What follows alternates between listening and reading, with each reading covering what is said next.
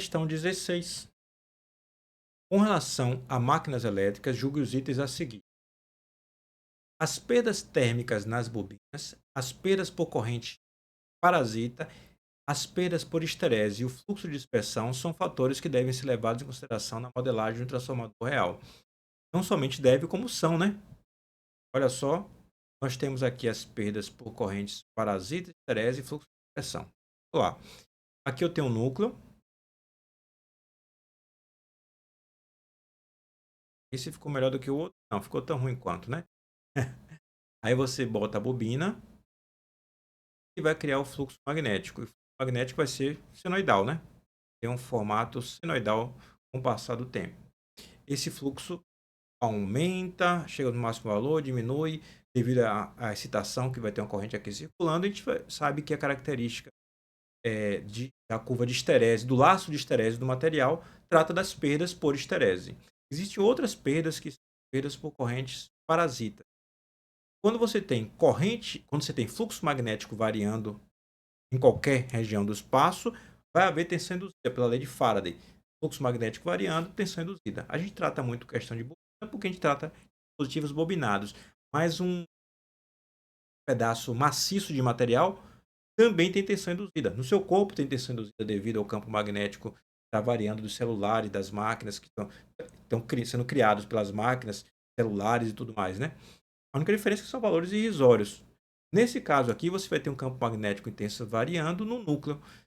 Nesse núcleo vai ter corrente circulando, portanto, nele. Isso a gente chama de corrente parasita ou corrente de Foucault. Tanto é que a gente faz a laminação dos núcleos, exatamente para tentar diminuir as correntes parasitas. No final desse vídeo aqui eu vou colocar outro que trata sobre construção das máquinas, ou construção das máquinas tipo transformador, e lá eu trato também sobre laminação. Aí você entende melhor. O fluxo de dispersão também, afinal de contas, você adoraria que todo o fluxo ficasse confinado aqui no núcleo, mas você tem uma relutância muito baixa no núcleo, mas também tem a relutância do resto do ambiente. Então, parte do fluxo não vai ficar confinado ao núcleo, vai ser chamado fluxo de dispersão.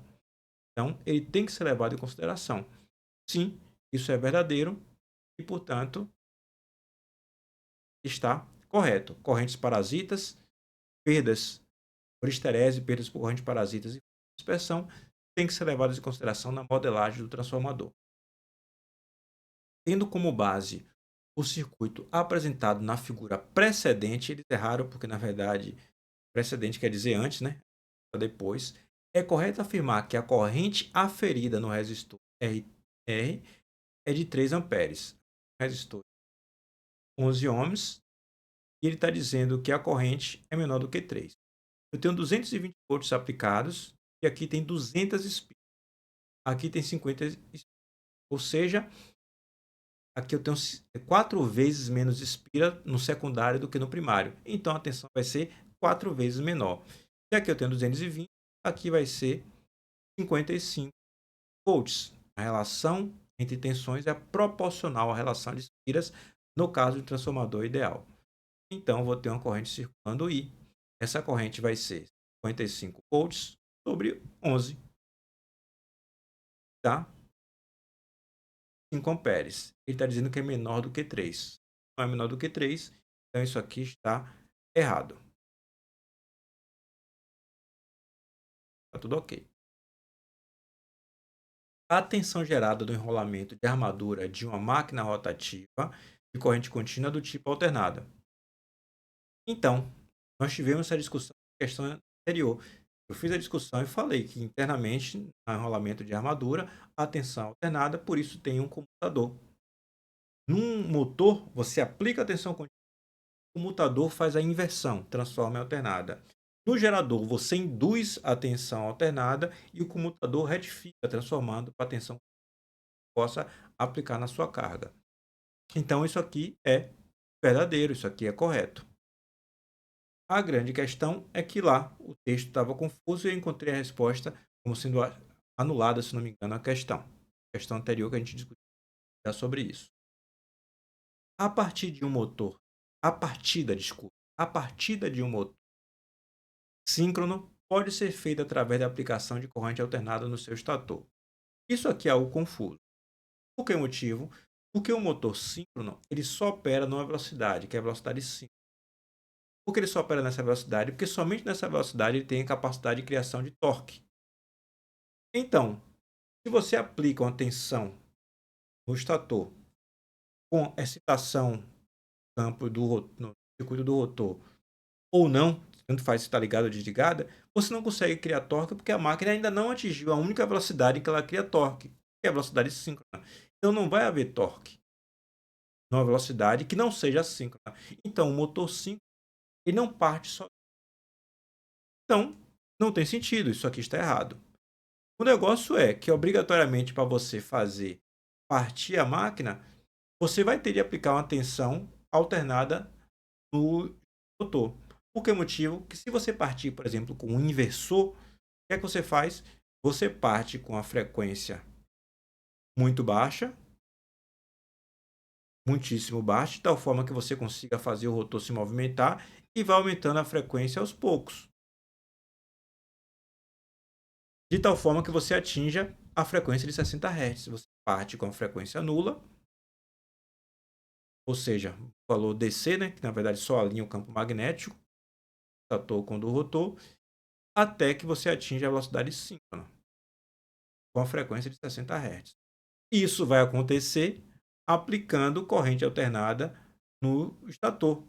Vai sair de zero e vai aplicando valores de corrente alternada de 0,1 Hz, 0,2, 0,3, 0,4, 0,5 até atingir 60.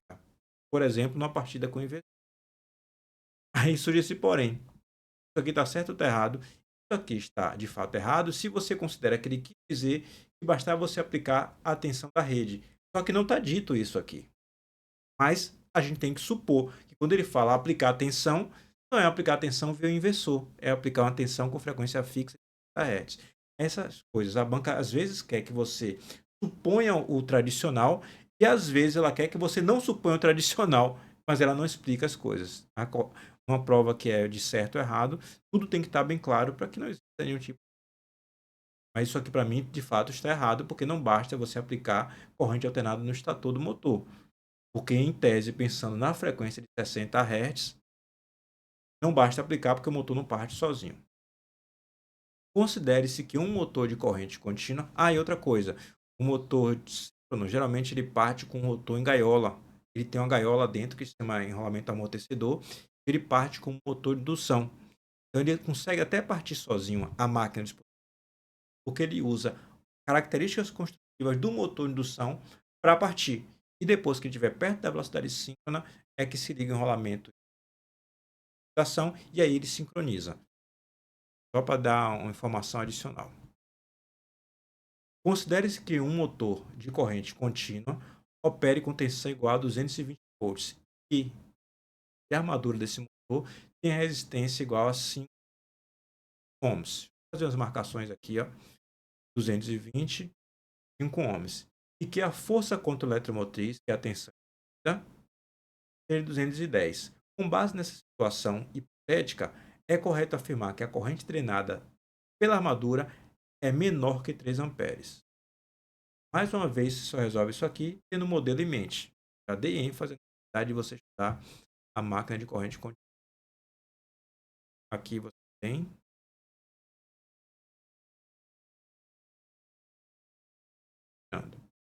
Aqui você tem a tensão de armadura, terminal de armadura 220. Aqui você tem a resistência de. E aqui você tem a força contra a eletromotriz, ou tensão induzida, que vale 210 volts. Ele quer o valor dessa corrente IA. Quanto vale IA? Fazendo de forma bem rápida. Eu tenho 210 no lado, 220 no lado, 210 no outro. Então vai ser 220 menos 210. A queda de tensão sobre a resistência, que vale 5. 220 menos 210 vale 10 volts. Sobre 5, IA vale 2 amperes. Ele está dizendo que é menor do que 3. 2 é menor do que 3. Então está certo. A velocidade de rotação de um motor de indução de corrente alternada. Motor de indução de corrente alternada. precisava dizer que o motor de indução é de corrente alternada, mas vamos lá. Depende da frequência da fonte de alimentação do motor, e é diretamente proporcional ao número de polos que o motor possui. Olhe, a velocidade do campo girante do motor vai ser 120 F sobre P. Então, depende da frequência de alimentação e é diretamente proporcional ao número de polos que o motor possui. Já começa aqui está errado porque não é proporcional ao número de polos. Mas vamos lá, deixar isso aqui. Porque mesmo que ele dissesse que é inversamente proporcional, estaria errado. Porque ele falou a velocidade de rotação de um motor, ele se refere à velocidade do rotor. O rotor gira numa velocidade que é menos escorregamento vezes a velocidade 5. O motor de indução, ele não gira na velocidade 5. O rotor gira na velocidade diferente da 5. Tanto é que é chamado de motor assíncrono. Assíncrono, não síncrono. E isso entra na conta aqui, ó, o escorregamento. Então, no final das contas,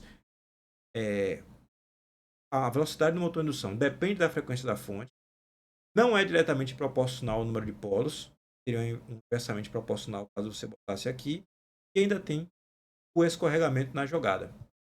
Então, tá errado de várias formas diferentes.